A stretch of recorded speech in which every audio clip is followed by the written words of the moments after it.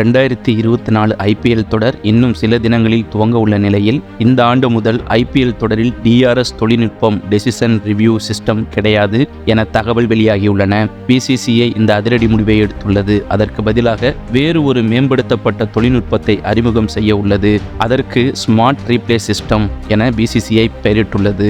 Cricket போட்டிகளில் அம்பையர்கள் எடுக்கும் முடிவுகள் தவறாக செல்வதாக தொடர்ந்து புகார் எழுந்திருந்த நிலையில் டிஆர்எஸ் தொழில்நுட்பம் அறிமுகப்படுத்தப்பட்டது. முன்பு அம்பையர்கள் மட்டுமே தங்கள் சந்தேகத்தை தெளிவுபடுத்த டிவி அம்பையரை வீடியோ காட்சிகள் மூலம் தங்கள் முடிவை சரிபார்க்குமாறு கேட்பார்கள்.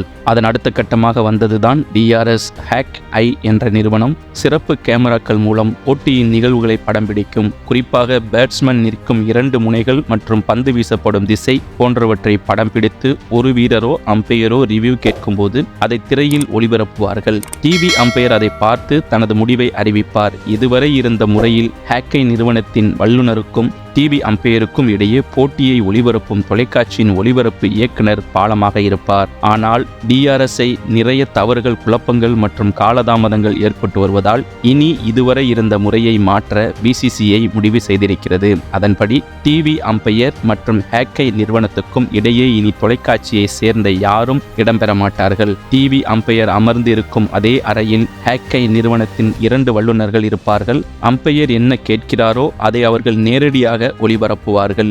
இதில் இதுவரை 2 அல்லது 4 கேமராக்கள் மட்டுமே பயன்படுத்தப்பட்டு வந்த நிலையில் இனி 8 கேமராக்களை பயன்படுத்த பிசிசிஐ முடிவு செய்துள்ளது. ஹேக் ஐ நிறுவனம் 8 அதிவேக கேமராக்களை மைதானத்தில் பொருத்தி போட்டியின் நிகழ்வுகளை படம் பிடிக்கும்.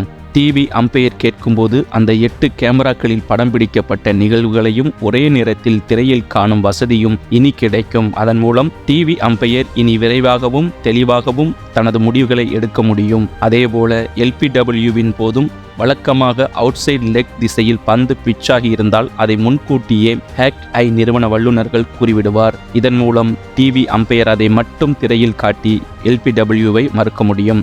அதன் மூலம் நேர விரயம் ஆவதை தடுக்க முடியும்.